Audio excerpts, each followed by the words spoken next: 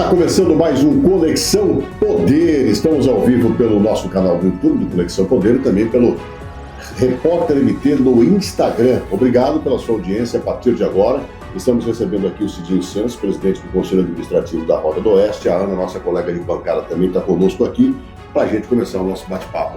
Olá, sejam todos muito bem-vindos. Seja sempre muito bem-vindo aqui no Conexão Poder. Obrigado, Anderson. Obrigado, Ana. Prazer estar aqui novamente na bancada do Conexão Poder à disposição. E não foi fácil trazer você aqui dessa vez. Uma hora estava nos Estados Unidos, outra hora estava na China, outra hora estava em Lucas do Rio Verde, outra hora estava viajando pelos quatro cantos do Brasil. Como é que está sendo essa vida do Cidinho hoje frente a essa nova Rota do Oeste no Conselho Administrativo? Essas viagens todas que você fez nos últimos dias também foram com esses objetivos?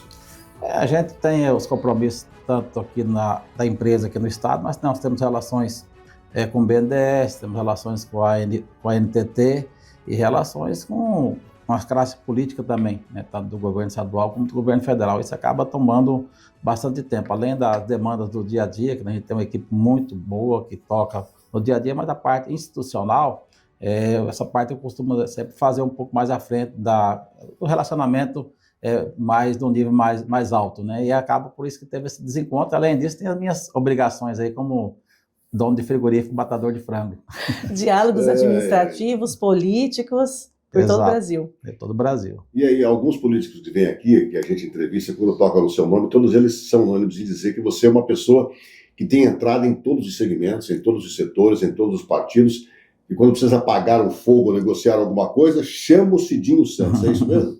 Não, graças a Deus, como nunca não procuro não me dispor com ninguém, e estou um pouco fora, né, porque eu não ocupo mandato, nem como secretário, nem como parlamentar, então eu consigo ouvir mais um pouco, né, das pessoas, ter mais um pouco de tempo, ter a sensibilidade que as pessoas na rua têm, porque eu tenho essa vantagem que eu converso com todo mundo, eu vou no chuvisco, eu vou no interior, vou num bairro, então eu ouço todo mundo, e eu consigo levar essas percepções que eu tenho para as pessoas que eu quero que cheguem esses recados, né? Essa habilidade, né, de transitar entre os mais diversos partidos, pensamentos, ideologias, veio de onde? Veio desde quando? Quando o senhor percebeu assim, é preciso mudar aqui o discurso, a minha atuação, para que eu possa transitar e realmente trazer benefícios para o Estado? Eu nunca fui assim, no início mais da minha vida, na juventude, eu era da minha família, do radicalismo do meu avô, que ele era uma pessoa muito de direita, né, e a pessoa naquele tempo, o que o meu avô votava, todo mundo teria que seguir, ele era da Arena, PDS, né, a família toda, naquele tempo o MDB era, por exemplo, era oposição, então a tia minha veio de São Paulo, chegou na votação, na hora que veio para votar no MDB, ele não recebeu nem ela em casa, né, era muito, muito radical. E foi prefeito também com um pouco desse radicalismo. Quando eu cheguei na Associação dos Municípios, aí para mim foi uma escola, né? Porque a associação você convive com todos os prefeitos de diferentes partidos e aí eu pude perceber que além dos partidos existem as pessoas, né? E tem pessoas de bem do PT, tem pessoas de bem do PL, tem pessoas de bem da União Brasil, como tem pessoas que não merecem uma atenção em todos os partidos. Então, a partir daí eu quebrei essa questão ideológica, tenho grandes amigos no PT, o deputado Ságua Moraes, é uma pessoa querida, meu amigo, a deputada federal Rosa Neide, moramos juntos muito tempo, vizinho, eu ia comer na casa dela, entendeu? Então, e nos outros partidos também, no PL, em todos os partidos, eu acabei fazendo essa relação de conversar com todo mundo, né, sem ideologia. O importante é que você querer o bem, né? Cidinho, mas um Estado tão polarizado, muitas vezes te exigem um posicionamento, de falar, não, Cidinho, é de um lado ou de outro ou não? Quando eu vejo assim, muitas vezes assim, alguns princípios, né, que vem muito forte ultimamente da política, essa questão da família, né, é uma questão política? Não, a questão da família é a questão de Deus. Os princípios que às vezes fala que é ideologia, são princípios que estão. Você defender a família, ser honesto, ajudar o próximo, para mim não é princípio de política, princípio do cristão. Então eu tenho essa base, por assim eu sigo a minha vida. Nesse desafio da nova Rota do Oeste, esse posicionamento, ele trouxe ganhos, porque a nova Rota do Oeste exige-se esse diálogo, lógico, dentro do governo do Estado, mas também no governo federal. Principalmente foi uma transição, né? Nós começamos esse processo no governo do Jair Bolsonaro, e assinamos a concessão finalmente no governo Lula. Então, se você não tem uma relação, uma conversa, um convencimento, numa troca de governo, falando, não vou assinar isso, né? E nós construímos tão bem construído a relação, a necessidade do que precisava ser feito, que iniciamos o processo no governo Bolsonaro e terminamos no governo Lula, e o financiamento do BNDES saiu agora, em dezembro, no governo Lula, né? 5 bilhões e 300, uma empresa que 2 anos atrás foi vendida por um real, e conseguiu, pela própria credibilidade da empresa, do projeto em si, da necessidade, 5 bilhões e 300 de financiamento do BNDES. Era uma empresa que dava prejuízos. A empresa estava alta, ela com um endividamento muito alto, com o juro da dívida muito alta, né? E também tem um passivo regulatório, que toda vez que a gente não cumpre o mato está acima da medida na rodovia ali, que ele fica no canteiro central. A NTT vem lá, dá uma multa. Aí era para você ter feito essa duplicação aqui nesse período, você não fez, você leva uma multa. Tem um buraco ali, não era para ter um buraco, você leva uma multa. Então tem um passivo regulatório à empresa de mais de R$1 bilhão, né? Então isso acabou inviabilizando. Tem um passivo regulatório, tem uma dívida muito alta, e que a empresa arrecadava de pedágio, basicamente era para poder pagar a despesa do dia a dia e pagar os juros da dívida, né? Quando a gente assumiu, quitamos essas dívidas, o governo do estado transferiu o recurso para quitar essas dívidas, a gente conseguiu um desconto de 55% do valor principal, né? Isso também foi uma boa negociação, porque os bancos estavam numa posição até então muito favorável, né? Recebendo mais de R$200 milhões por ano de juros, né? Então eu não queria sair dessa circunstância, mas chegou no momento que eles recebiam aquilo, perdiam tudo, porque a empresa ia para a caducidade. Então tivemos que fizeram essa negociação, e as multas regulatórias, fizemos um TAC que aconteceu o INTT, que foram suspensas, e nós cumprindo o nosso cronograma, que está em andamento até bem adiantado, além do que era previsto, essas multas já serão extintas, né? Então a empresa ficou uma empresa viável. Com o novo TAC que nós fizemos, a parte do prazo da concessão voltou para 28 anos, os investimentos estão sendo feitos, então era uma empresa que era um patinho feio, que agora é um cisne, e que daqui a pouco o governo do estado, acho que não vai ser no governo Mauro Mendes, não vai dar tempo, mas no outro governador, ele vai ao mercado, vai na Bolsa de Valores, vai vender a participação do Estado, vai recuperar o que o Estado colocou, trazer para o cofre do governo para investir em outras rodovias, e vai ter feito aí o grande legado, que é uma obra muito importante para o Mato Grosso, para o Brasil, que é a duplicação e as melhorias na BR-63, que é a principal rota de trânsito de escoamento da produção do Mato Grosso para os portos do Centro-Oeste, do Sul, do Sudeste. Bom, o grande entrave era do Posto Gil para frente. Vocês conseguiram já duplicar uma parte e agora já fizeram o lançamento e assinatura de Sorriso até Sinop. Isso você acha que deve demorar até quando para concluir esse trecho? Todos os trechos do norte estão contratados, né? Nós fizemos o ano passado, no primeiro ano entregamos 100 quilômetros, que é de Posto Gil até Nova Mutum, passando 10 quilômetros pós Nova Mutum. Ficou 5 quilômetros ali no trecho de Nova Mutum, que foi muita chuva no final do ano, não conseguimos, está terminando agora. E de Nova Mutum para Lucas do Rio Verde está em obras, né? De Lucas do Rio Verde para Sorriso também está em obras agora. E de Sorriso a Sinop também está em obra. E também um lote na travessia urbana de Sinop, de duplicação, e também a construção de 7 viadutos desse eixo lá de Sinop, até 15 quilômetros depois de Sinop. Então, todo o trecho norte estão contratados. O total, nós entregamos o ano passado, foi 100 quilômetros, a nossa meta esse ano é entregar de 130 a 150 quilômetros. Atrasamos um pouco, a chuva estendeu um pouco mais, e a gente até acha bom, né, porque tem aí uma safra muito boa que está vindo, é bom para o Mato Grosso, é bom para os produtores rurais, e é bom também para a Rota do Oeste, que vai passar mais caminhão, vai pagar mais pedágio, mas nós estamos agora com todas as máquinas em andamento. A previsão nossa é ter 5.000 homens e 1.500 máquinas ao longo da BR-163 nesse ano de 2025. Você acha que até o fim do ano esse asfalto chega até onde? O trecho do Nova Mutum, Lucas do Rio Verde vai estar pronto, né? O trecho Sorriso, Lucas a Sorriso, em torno de 60% pronto.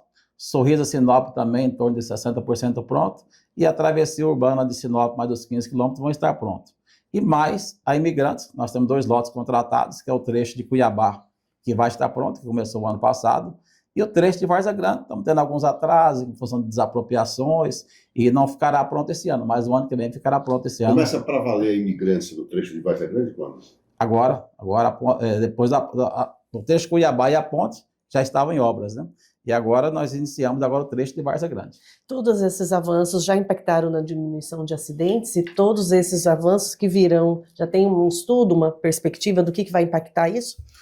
No trecho de, para você ter uma ideia, no trecho de Nova Mutum, a posto de Nova Mutum, onde nós fizemos a duplicação, temos 86% de redução de vítimas fatais, né? Então é muitas vidas salvas, né? Numa rodovia que falecia mais de 200 pessoas por ano, né? É significante.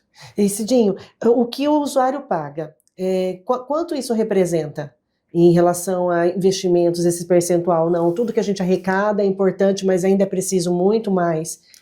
Olha, essa concessão ela foi feita lá no governo Dilma, e quando ela foi feita, quem ganhava a concessão que oferecesse a menor tarifa, né? Então, naquela época, a empresa que ganhou, que foi a Odebrecht, ela ofereceu a menor tarifa, e nós temos hoje a menor tarifa do Brasil, é a nossa tarifa. Ficou ainda? Ficou ainda, porque nesse TAC que nós fizemos, e tinha um debate para devolver a concessionária e relicitar novamente, que era o que o pessoal trabalhava para isso acontecer, né?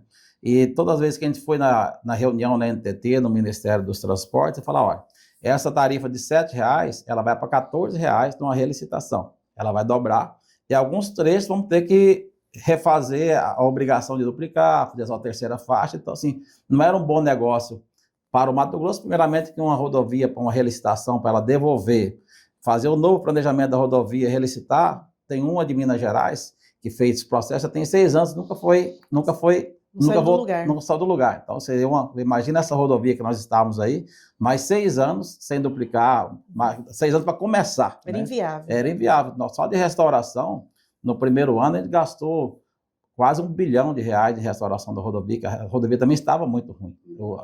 As condições da rodovia, vocês viram, acompanhavam aí daqui para Rondonópolis, como estava a rodovia, alguns trechos de Nova Mutum mesmo, lá para o norte. Então, assim, a rodovia estava numa condição muito ruim. No primeiro ano foi a restauração da rodovia e depois implementação das obras de duplicação. E além do que eu citei das obras de duplicação da Imigrantes, aqui nós temos o viaduto de Rondonópolis, lá do Trevão, temos o viaduto de Várzea Grande, o Trevo do Lagarto, que nós incluímos agora.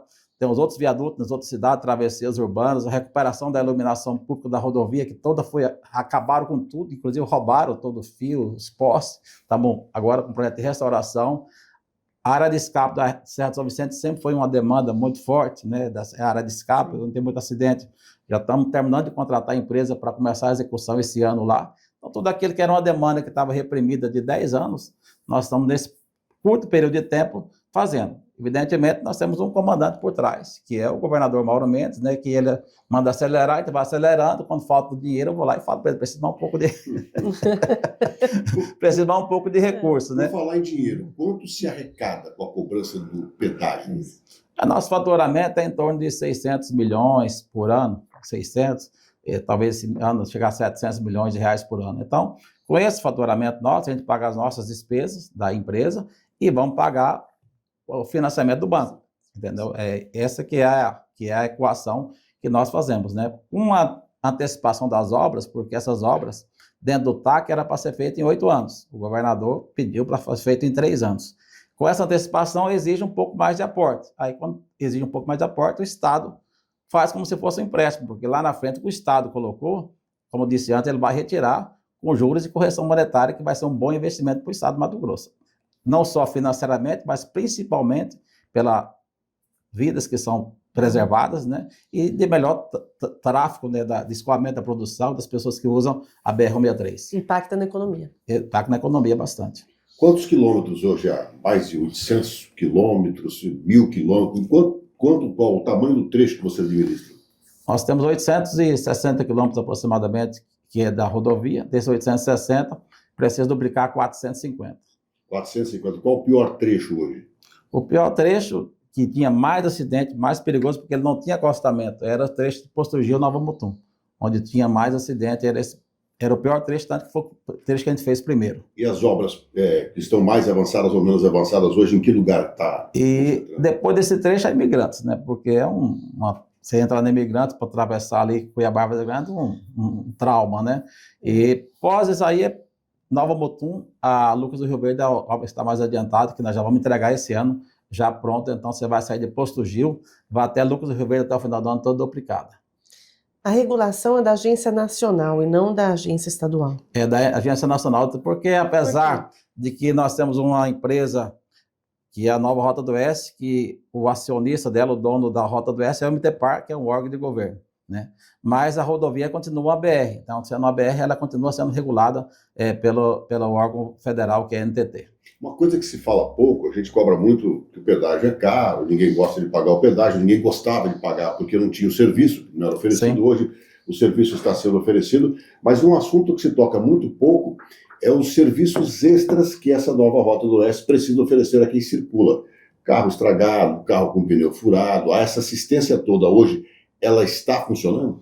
Funciona, e eu fico impressionado depois que eu estou lá, porque uma pessoa vai uma pedra, quebra o para-brisa dele, ele entra lá com pedido de indenização, se qualquer coisa que estourou um pneu, entra com o processo lá, e se realmente tiver o direito dele, a empresa passa pelo processo normal e indeniza, né? Então, nós temos médicos no nosso serviço de atendimento de urgência, a SAL, que estão refazendo todas elas agora. Temos médicos, tem muito médico que faz, inclusive, serviço de parto, né? De pessoas que moram ali. Nem todos sabem desse nem serviço, todos sabem. Nem recorrem. Que moram às margens são atendidas também. São atendidas também. De parto. Serviço de parto, temos vários casos. No final do ano passado, teve aqui no encontro nosso, veio uma senhora com a filha dela que nasceu dentro, e acontece sempre, né, de atendimento, porque dentro das nossas bases tem 24 horas médico, tem enfermeiro, tem ambulância, então essas pessoas que moram na região usam o serviço também. Todos os serviços hoje, Cidinho, estão sendo ofertados para a população? Tudo que que contém no contrato está sendo ofertado? Está sendo ofertado, bem porque, mais uma vez, somos regulados, né? Somos regulados, temos que oferecer esse serviço. Única iluminação, por exemplo, não está no contrato, mas nós pedimos para incluir, porque a gente acha importante ter entrada de cidade, os trevos, viadutos, animais, ter esse cuidado. Então, nós estamos incluindo para fazer isso também. Ainda é campeã de reclamação ou diminuiu? Nós não somos mais campeão de reclamação. Tem outras concessões aí no estado que estão bem na nossa frente. Muito bem, agora vamos virar a página aqui da Rota do Oeste. Você veio para a Rota do Oeste, veio com alguma intenção política ou veio justamente para colocar a casa em ordem? Se fosse com uma intenção política, eu nem tinha assumido lá, né? Por quê? Porque na visão de todo mundo era um pepino, né? Você vai assumir um abacaxi, né? Muitos amigos próximos me falaram, dentro do governo, você teve tanta oportunidade. Porque assumir, né? Tá tanto prejuízo, tem tanto desafio. O Mauro te convidou, quando o Mauro foi reeleito em 2018, ele me chamou, Cidinho, você me ajudou a ganhar a eleição, você foi meu coordenador, vamos para o governo comigo, né? Falei, não quero, Mauro, eu tenho que cuidar um pouco das minhas, agradeço, né? Cuidar um pouco das minhas empresas e tal, não posso, né? E aí depois, quando vim para a Rota do Oeste, né? Falou assim, teve tantas oportunidades que você teve com o Mauro, te convidou, você assumir logo esse pepino, né? Porém, o pepino que se transforma em algo que está se transformando hoje também é uma grande alavanca. O porquê que você me perguntou, Ana? Porque eu não estou no governo, mas mais uma vez eu participo das coisas e vejo, né, via a questão da 163, a gente transita sempre, via todo mundo procurando uma solução. Sempre procurando uma solução e não achava uma solução. E em 2021, em 22, início de 22, eu faço um evento dos empreendedores do Brasil lá em Balneário Camboriú, do Encontro de Empresários, e o Tarcísio, até então ministro, o governador de São Paulo agora, ele sempre foi nesse encontro, ele participa do grupo nosso, sempre foi. E um amigo meu me procurou, falou, eu queria falar com o Tarcísio, ele vai lá em Balneário, isso que eu tenho interesse em assumir a concessão da BR-163, né? Aí falou, é uma boa, nós precisamos resolver a situação, né? Aí eu falei para o Tarcísio marcou em Brasília com ele, fomos lá, levou a equipe dele, pegou as contas para fazer, passou uns dias, ele voltou e falou, não tem viabilidade. Basicamente, devido àquilo que eu falei um pouco antes, né? A pedágio com a tarifa baixa, passivo regulatório e endividamento alto. Então, assim, o empresário, ninguém olhava aquele número e não tinha viabilidade e vai fazer 7 bilhões de investimento. Então, todo empresário fazia conta, não tinha nexo. O tempo, né, de retorno. Sim, não tinha nexo.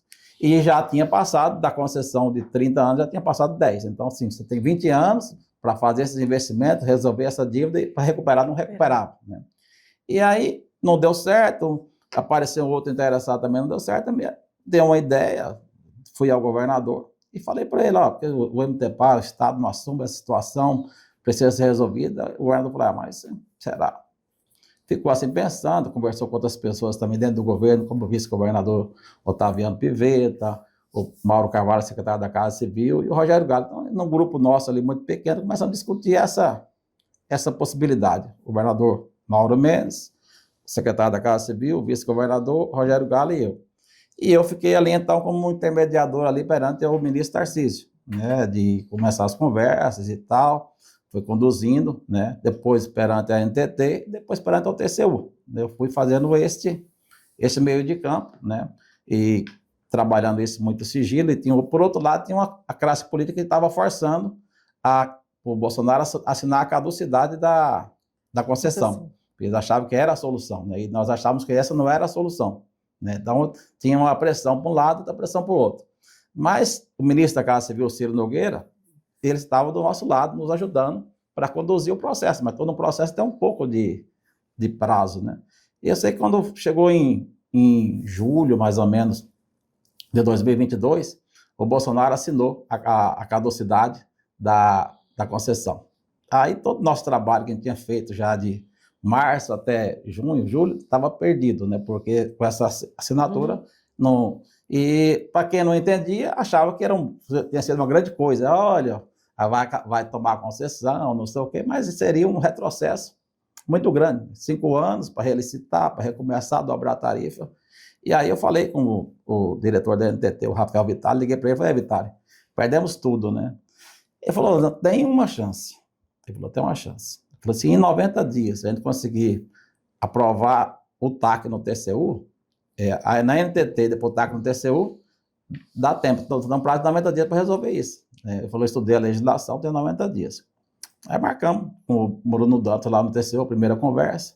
Ele não entendeu, né, por que você quer, o Estado queria assumir um problema da União, né? E começou assim, o tempo foi passando e foi apertando nosso prazo e tal. Eu sei que chegou no dia 28 de setembro, o prazo vencia dia 5 de outubro. 28 de setembro, ele marcou a votação lá no TCU, né? E nós fomos lá na ida lá para o TCU, eu e o Mauro Mendes do banco de trás do carro. Aí ele me falou assim, ó, você sabe que isso é um pepino, né? Nós estamos assumindo, é um pepino. Você já pensou? Eu falei, pois é um pepino, mas temos que assumir, né? Ele falou, só que disso você vai cuidar. Quem mandou, né? Eu vou dizer se você vai cuidar. Articulou tudo agora. Combinado? Combinado. Dei a mão, eu dei a mão, dei a palavra, não tem jeito. Aí depois disso, foi a transição e fomos... Mas no final, para mim, assim, apesar de ser... dar trabalho, mas não deu tanto trabalho porque, assim, eu não mexi na empresa, mantive a estrutura que a empresa tinha, não deixei ter influências políticas, mesmo porque nós temos auditoria de todos os tipos lá, controladoria, e a única coisa que eu fiz, tinha um diretor de engenharia, ele tinha ido para o Chile, o Luciano Show, ele tinha ido para o Chile, mas ele conhecia todo o processo, né? Eu fiz um convite para ele voltar, e ele voltou e ficou como CEO. Então, ele já tem o conhecimento da equipe, a equipe ampliou bastante, isso me facilitou bastante, porque a parte técnica, eles conduzem muito bem. Mas isso que o senhor acabou de dizer, não reforça a pergunta do Anderson em relação ao fortalecimento político para a disputa nas próximas eleições? Tá bom. Quando você está numa posição como eu estou agora, que as coisas estão acontecendo, né? Estamos fazendo as entregas. Está avançando, né? tá? Está avançando. Evidentemente, as pessoas lembram meu nome, uma hora para o Senado, outra hora para o governo, outra hora para Supremo do Senado. Então, lembra meu nome, mas eu não... Para onde o Cidinho quer ir? Para onde eu quero ir? Boa pergunta. Todo mundo lembra para algum cargo, mas você, Cidinho, é candidato ao Senado, é candidato ao governo? O desejo, né? Qual o seu desejo?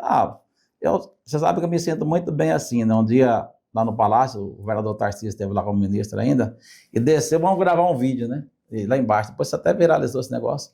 Aí todo mundo no vídeo se apresentando, olha, eu sou governador de Mato Grosso, sou ministro dos transportes, sou prefeito não sei de onde. Chegou na minha vez, só eu que não tinha cargo. Aí eu falei, eu sou amigo dos amigos. Então, na minha posição, para mim está ótimo. Assim, minha fala assim, ó, uma pessoa precisou de um UTI no interior. E isso eu tenho até hoje, tem pessoas que trabalham comigo só para cuidar de atendimento de saúde. Eu ligo, eu sei, posso ligar para atender, porque a maioria das vezes você faz para ajudar os outros. Mas seria mais fácil, estando ocupando um cargo político, resolver essas situações? Senador, o senador da República? Como eu já estive lá e fiz esse relacionamento, hoje, assim, para mim falar, modéstia a parte dizendo, né? para mim falar com um ministro, falar com um secretário de Estado, eu não preciso do cargo. Eu falo porque eu tenho essa abertura. Então, o cargo não é uma coisa que é importante para mim. Agora, eu sempre falo, o Dom Vital, que é o nosso bispo lá de Diamantino, ele fica no meu pé, fala assim, Dinho, tá lá na Bíblia, Deus não acendeu um candeeiro para ficar debaixo da cama, você tem que assumir alguma posição, você tem que assumir um cargo, né? Então, ele fica sempre me cobrando. Governo do Estado te faz o coração bater mais forte, o olho brilhar? Governador, eu não sou uma pessoa... Grosso, ou compor para vice? Ou se for vice, não interessa? Quando eu ia no Senado Federal, que eu era prefeito, eu sempre olhava lá, era difícil entrar lá dentro do Senado, né? Mas a gente conseguia entrar de vez em quando naquela cadeira lá de senador, né? Nunca imaginei sentar numa cadeira, ainda mais do meu líder, que era o senador Jonas Pinheiro, né? Passa um tempo, eu fiquei 5 anos sentado na cadeira do senador Jonas Pinheiro, né? E fiz o meu papel, né? Então, eu também nunca sonhei em ser governador de Mato Grosso, porque tem tantas pessoas que estão aí se preparando, querendo e tal, mas tem coisa que não é coisa que... É as coisas que Deus conduz, né? Se Deus conduzir para essa missão, eu vou lá na igreja, minha família não quer, evidente, né? Eu vou lá na igreja, vou rezar, vou pedir a proteção e vou mudar a minha vida, que é uma mudança de vida, né? Vou mudar a minha vida, vou cumprir minha missão. Mas se Deus não me der essa missão, para mim, eu fico melhor assim. O senhor acha um pouco antecipado falar o que a estratégia seria aguardar? Porque muitos estão se posicionando e outros estão utilizando outra estratégia. Vamos aguardar, o momento é muito ainda precoce, vamos começar a anunciar isso a partir de 2026, ou quando o senhor tomar uma decisão, o grupo decidir, qualquer momento é momento? É que eu não terei, tipo assim, como eu não tenho a perspectiva, se eu não for nada, também não ficarei frustrado, entendeu? Então, para mim, tá ótimo assim, né? Eu respeito as pessoas. Dentro do grupo nosso tem Otaviano Pivetta, o vice-governador, é o candidato natural do governador, né? Então, ele tem o direito de tentar construir o projeto dele, ele tem feito isso, né? Com o seu apoio. Com o meu apoio, né? O senador Jaime Campos foi governador quando foi prefeito, sempre me atendeu muito bem, seu amigo está falando que ele tem essa pretensão também. Então, deixa eles seguirem, né, o projeto deles. Tem o senador Wellington também. Que você apoiaria, em caso não sendo candidato, o vice-governador Otaviano Pivetta? Ah, sim. Dentro do grupo nosso, essa é a decisão, porque se você for pensar, ele está na minha frente, na fila está na frente dos demais, ele é o vice-governador. Agora, ele também tem consciência que ele precisa se viabilizar, né? E ele não vai sair nem colocar o grupo nosso numa aventura, né? Se chegar lá em julho de 2026, que é quando vai ter as convenções, o Pivetta precisa estar viabilizado para ser o governador, e ele está trabalhando para isso. O que você acha que falta para ele se viabilizar? Cada pessoa tem seu jeito, né? Ele tem um jeito dele, se ele for governador vai ser um excelente gestor, né? Tem as dificuldades políticas, não tem o carisma que as pessoas não têm o jogo de cintura que muitas precisam ter. Ele tem um sincericídio muito forte, na política você não pode ser muito sincero de vez em quando, né? Você tem que ir administrando as questões que são questões dele, mas foi um bom prefeito Lucas do Rio Verde, e mudou a região lá, mudou a cidade, mudou a região, né? Ele, o irmão dele lá em Nova Mutum, e sendo governador também, eu tenho certeza que será um bom governador. Você acha que ele precisa, então, não digo aprender... Características da personalidade, tem que ter a característica, né, de político, então, não só de administrador. Exatamente, ele está se esforçando, né?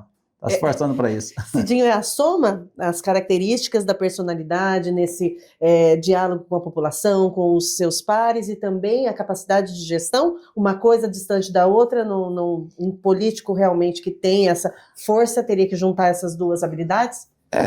Eu tenho essa sensibilidade de circular bem e de conversar com todo mundo, né? Mas se você for pensar naquele que você perguntou, do serviço do Pivetta, talvez eu não seria a solução para ele. Até já falei para ele isso aí, né? Porque eu acho que ele teria que arrumar uma mulher, né? E que fosse aqui da Baixada Cuiabana, que fosse dessa região onde não é a região dele, né? Então, as pessoas que apoiam o Pivetta, basicamente são as pessoas que me apoiam. Então, me apoiariam. Se o senhor for candidato a governador, numa suposição, o senhor também defenderia essa tese da vice ser uma mulher da Baixada Cuiabana? Sim, também defenderia essa mesma tese. Tem espaço para mulher aí no próximo governador, na próxima gestão. Teria um nome assim na fila? Eu acho que tem que trazer, tem um pessoal novo que tem vindo na política aí, trazer algumas pessoas novas, né?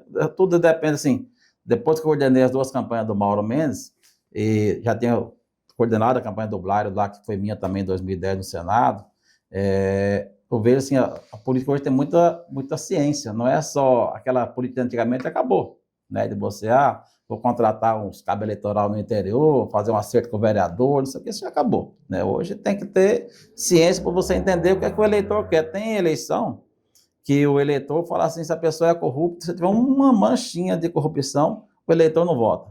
Tem eleição que fala, não, se é um corrupto mais faz, eu vou eleger esse corrupto. Então, cada eleição é uma eleição. E até mesmo as pesquisas já não é um terreno, né, porque a gente viu aí recentemente algumas pesquisas que surpreenderam aí o resultado das eleições. As pesquisas quantitativas, elas são muito daquele momento, muito destoado da realidade, né? Hoje é a pesquisa qualitativa, né? A qualitativa é o que manda. E você vai candidatar, você vai candidatar. Quando eu fui ser suplente do Blairo, ele me chamou lá, né? Porque todo mundo queria, né? Todo mundo queria ser suplente do Blairo. Daqui a pouco ele me escolheu, né? Ninguém entendeu por que ele me escolheu. Mas ele me chamou e falou, você tem um conhecimento do estado todo, com os prefeitos e tal, e eu acho que vai agregar. Ele falou assim, mas me conta seus pecados, né? Falou para mim. Se você não me falar agora, na campanha vai aparecer e de repente eu posso ter um constrangimento, ter que tirar você da minha chapa, né? E a mesma coisa, quando você vai para um cargo majoritário, você tem que saber, né, do que você está preparado para receber as pancadas, né? Tudo que você fez no passado vem lá. Então, eu sei que você fez no verão passado, nesse dia. Você citou aí 2 pecados, né? Não pode ter mancha de corrupção e tem que ser uma pessoa nova, não seria um pecado, uma característica, né? Sim. Não pode estar envolvido em corrupção e tem que ser uma pessoa nova. Quais as outras características desse vice que você está desenhando, então? Você fala vice para o Otaviano Pivetta? Vice para a próxima gestão. Não, eu acho que tem que ser uma mulher, porque eu tenho que respeitar a força das mulheres, e ela vai agregar na chapa dele. Ser uma pessoa de ética, uma pessoa de respeito, né? Uma pessoa que tenha um passado que vai agregar, que não vai desagregar, né? Bom, então, Cidinho só seria candidato ou ao Senado ou ao governo, obrigado. Não vou falar obrigado, se for uma missão de grupo, né? Obrigado, quem vai obrigar. Se o grupo precisa que você saia candidato, deputado federal não sou candidato, porque tem muitos amigos que têm compromisso, estadual também. Então, se eu for candidatar a alguma coisa majoritária, se for uma necessidade do grupo, se não tiver necessidade, eu fico do mesmo jeito, matando meus frangos, quieto. O senhor, a sua avaliação dessa superfederação, União e PP? Acho que foi importante, né, porque fortaleceu bastante, não só o PP como a União Brasil, e dentro do Congresso uma força considerável, né, e que na eleição do ano que vem pode sair mais forte ainda, né, porque hoje, até então, o PL era a grande força do Congresso Nacional, e a partir de agora, o PL é forte ainda, mas a União Brasil, aliás, a Federação União Progressista, tanto no Senado como na Câmara, ela sobrepõe aos demais partidos. Então, acho que uma sinalização boa, né, de que para o Brasil é importante. Essa diminuição, Mato Grosso, né, também se fortalece. Mato Grosso, sim, penso porque a gente já estava bem alinhado, né, e eu até tinha uma certa frustração, sabia? Porque eu nunca mudei de partido. Eu estava no DEM, aí fui para o PL para ser candidato a suplente do Blairo. Depois voltei para o DEM, aí o Blairo falou assim, vai lá para o PSL, o Blairo não, já o Mauro, PSL, para a gente fazer uma composição em 22 e tal. Foi o PSL voltou para fundiu, virou União Brasil, né? Aí eu fui, aluguei aquela casa lá, organizei a reforma da sede do partido, organizei tudo, daqui a pouco eu fui para o PP. Eu fui para o PP, aí você montou toda a casa e deixou lá. Agora vou poder voltar a usar a casa lá. Juntou, né? Qual a avaliação que você faz hoje do governo federal, do presidente Luiz Inácio Lula da Silva? Olha, a situação, dentro da economia, as coisas estão funcionando. Eu converso com o Luciano Hang da Avan. O melhor ano da Avan dele em resultado foi o ano de 2024. Se você conversar com o setor nosso de frigoríficos, de proteína animal, os melhores anos têm sido esses 2 anos.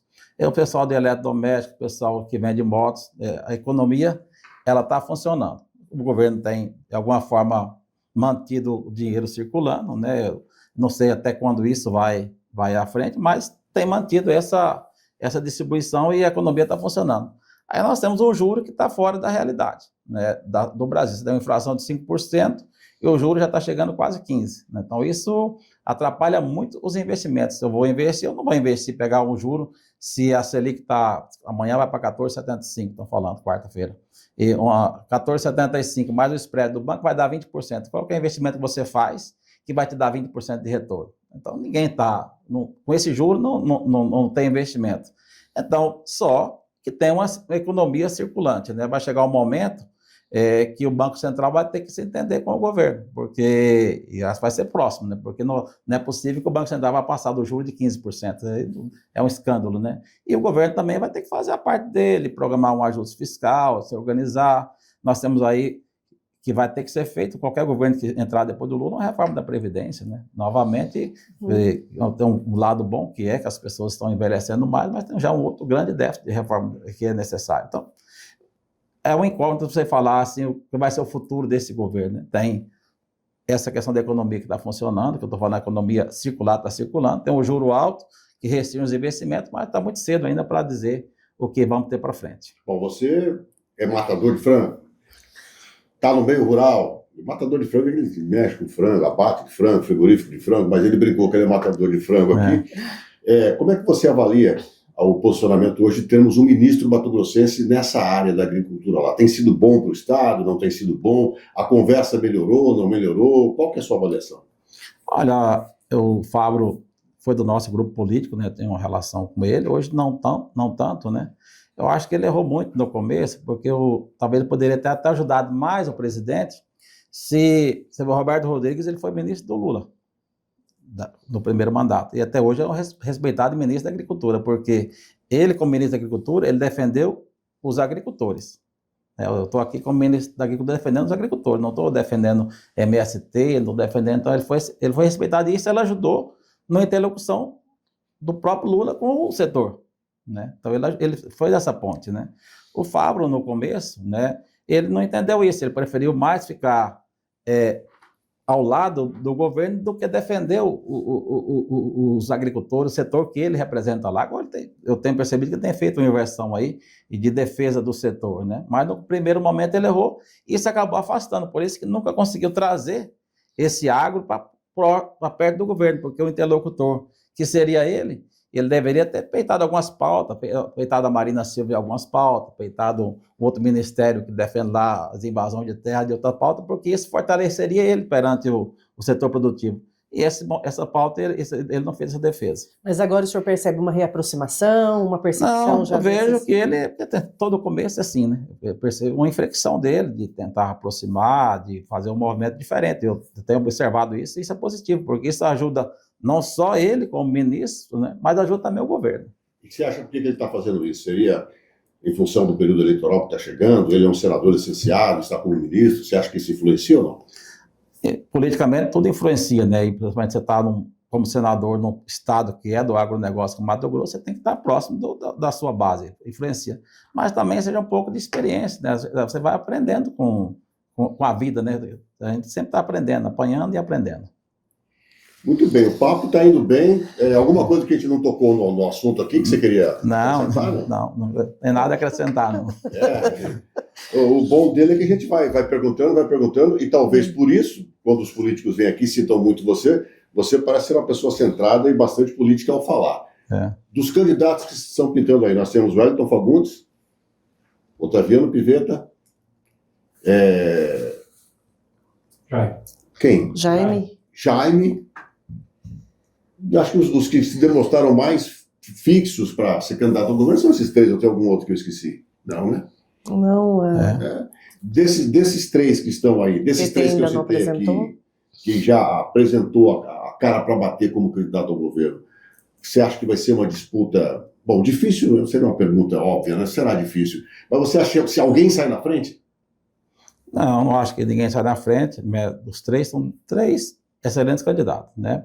Cada um tem seu perfil, né? E aí, mais uma vez, vou voltar lá atrás. Tem que ter, na pesquisa qualitativa, o que é que o eleitor pensa para o ano que vem. Será que eles querem algum desses três, ou quer uma outra pessoa nova, ou quer uma renovação, ou quer alguém diferente que não seja da política? Cada eleição, uma eleição no governo, eu vi de uma pesquisa qualitativa em relação ao governo federal, 60% das pessoas quer um candidato que não seja nem lulista nem bolsonarista, né? Os eleitores falam, eu quero uma pessoa que não seja que é um empresário bem-sucedido, que tenha sensibilidade, pode ser tá muito cedo ainda, e 3 excelentes nomes, né, como você falou. Aí para a federação é interessante, que é mais para o centro ali. Exato, para a federação é mais interessante. Então, 3 excelentes nomes, tem que avaliar o que é que o eleitor está pensando o ano que vem e se algum desses 3 nomes encaixa naquilo que o eleitor pensa. Você acha que hoje a gente tem algum nome que não está nesse cenário político, que é um nome forte, que pode surgir do nada ou não? Ah, eu acredito que sim, pode. Ela está dando risada como se fosse eu, mas...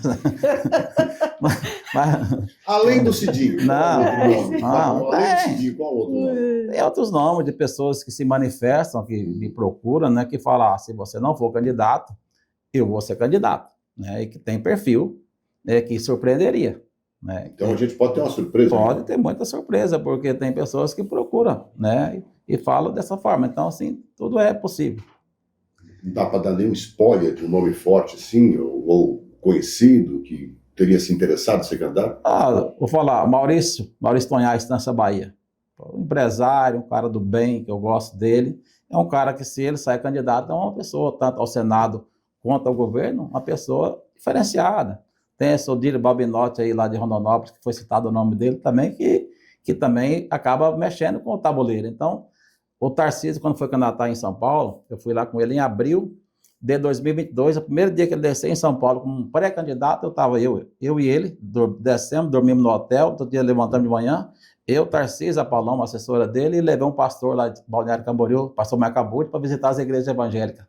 Quem diria, né, que 5 meses depois o Tarcísio era governador de São Paulo. Um carioca, torcedor do Flamengo, e foi lá para disputar a eleição do governo de São Paulo. Então, como eu falo, está muito cedo para qualquer previsão para 2026. Até para falar muito, né? Até para falar muito, senão vai queimar o cartucho. Cidinho, um presente para você aqui do Conexão Poder. Obrigado. Uma lembrança nossa, obrigado. Repórter MT, Conexão Poder. Agradeço. E a gente sai daqui dessa entrevista aguardando essa surpresa que nos bastidores se comenta muito pouco, né? Mas que é uma possibilidade de a gente ter um nome forte, né? Um nome que, segundo você, a pesquisa qualitativa pode mostrar isso. Olha, não vai ter jeito. Eu sei que o político experiente quer, que o conhecido quer, que aquele que já é também quer, mas a pesquisa está dizendo que nós precisamos, que o partido precisa ter, que a federação precisa ter um nome novo. Sim. Isso é perfeitamente. Eu, assim, além dessa questão, tem que ser uma pessoa que seja comprometida em dar sequência no governo Mauro Mendes, né? Porque é um governo que está com mais de 80% de aprovação e que tem trabalhado na educação, na saúde, na segurança pública, na infraestrutura. Então, ninguém quer nada para trás. Todo mundo quer daqui para frente. Então, tem que ser uma pessoa que fala, vou dar sequência no que está sendo feito, porque que você está dando certo, porque você vai falar, inventar outra coisa diferente, né? Se eu fosse candidato a governador, o que você vai fazer? Eu vou dar sequência do governo Mauro Mendes, né? Eu tenho meu jeito, ele tem o jeito dele, mas não tem nada que fazer diferente disso. Bom, então eu já estava caminhando para o fim da entrevista, eu vou ter que te fazer uma pergunta que eu acho que eu não fiz, né? Você acha que para o Senado existe uma vaga só, uma delas é a do Mauro ou não? A política em eleição de 2 vagas, se fosse uma vaga só, eu poderia dizer uma vaga do Mauro Mendes, né? Isso não tinha dúvida, né? Agora, em 2 vagas tem que ser trabalhado, tem essa questão do segundo voto, e já teve muitas surpresas aqui no Mato Grosso dessa forma, de que um estava um favorito, mas em 2 vagas ele ficou fora, né? Então tem que ser construído, o primeiro voto sendo o seu, o segundo voto dos outros pode ser seu, também o segundo voto do Silano pode ser o segundo voto, é uma situação a ser trabalhada. Não estando como candidato, estará em coordenação de eleição. Se algum amigo precisar e eu acreditar no projeto, que eu também não vou coordenar a campanha de projeto que eu não acredito, né? Eu tenho minhas convicções, né? E tem que te ouvir. Em quem você acredita hoje? Dos nomes que nós citamos aqui. Você dá minha... Não, calma. Não, eu acredito em projeto de executivo do Otaviano Pivetta, né? De projeto de governo do Otaviano de Pivetta como gestor, né? Como a questão política tem que ser trabalhada. Ele quase não respondeu, mas respondeu. Sai daqui respondendo todas as perguntas. Todas. Muito bem, está aí o nosso presente do Conexão Poder, repórter MT. Obrigado pelo carinho, obrigado por ter vindo. por ter sido difícil, mas fez de tudo para estar aqui. E um detalhe, né? Conversei direto com ele e sempre respondeu. Talvez por isso seja tão elogiado quando vem aqui. Respondeu todas as vezes que eu falei com ele, até quando estava gripado e não poderia vir, ele mandou a mensagem cedo dizendo que estava gripado. Eu até peço desculpas aí pela demora, né? E para mim é um prazer ter vindo aqui, ter batido esse papo, né? Espero que Porque essas respostas não são só para nós, né? Para toda a população de Mato Grosso. Sim. Não, se tem esse contato com você, esse contato aberto que eu tive com você, para você vir aqui, porque às vezes a gente conversa e as pessoas não nos dão retorno.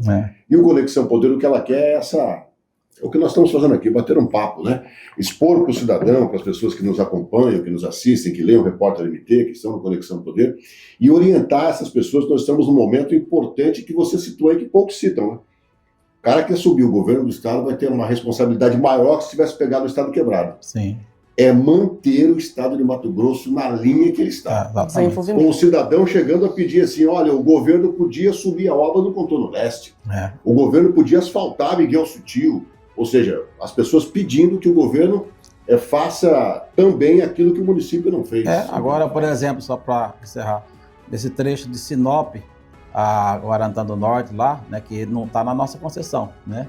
Tem um movimento de toda a região para a gente assumir essa concessão. Pessoal, a duplicação está vindo até Sinop, e de Sinop até Divisas com Pará, Guarantã do Norte, o estado tem que assumir e tal, acontece. Daqui a pouco vamos querer que a nova rota do Oeste vá para o Pará. Quem sabe, né? Obrigado pela presença aqui. Obrigado a você. Obrigado a você, Ana. Obrigada, muito obrigada. Seja sempre bem-vindo. Obrigado a você que esteve conosco também no Conexão Poder do Repórter MT, e até o nosso próximo Conexão Poder. Até lá.